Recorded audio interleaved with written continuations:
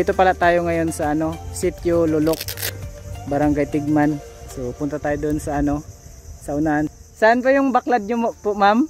Ayan. Ano pong pangalan ni ma'am? Mrs. Gabayerol. Mrs. Gabayerol. So ayan. Gabayerol.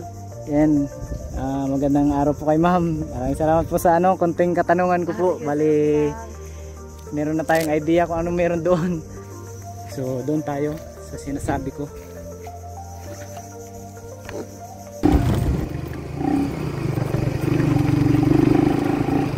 Bali ito dito mga ka-vibes, private property, kaya magpaalam tayo.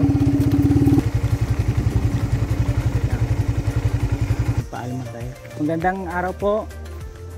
Okay lang po magpunta doon. Bali nagko-content po ako. Kasi manabasa po kasi private property. Pero may daanan naman po. Sige. Bali nagpaalam pala muna tayo.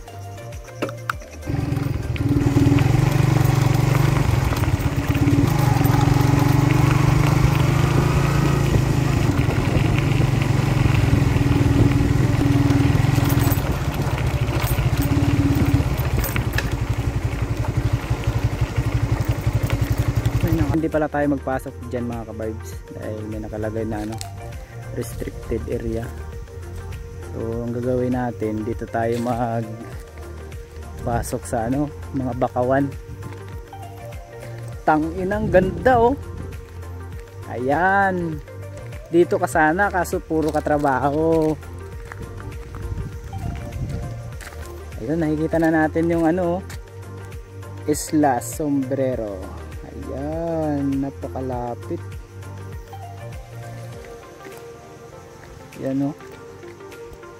Wow, napakaswabe dito. Ay, may nakita tayong namana. Ay, ano, nangawil. Ayun o. Puntahan natin si Bossing.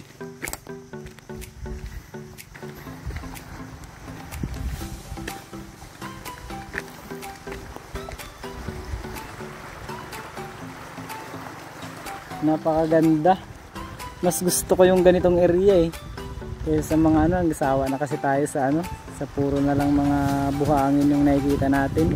Kasi sa mano pa ng mga ano, kala mo pinagpupunla ng mga bakaw. So dito tayo magpalipad mga ka-vibes. Excited na ako.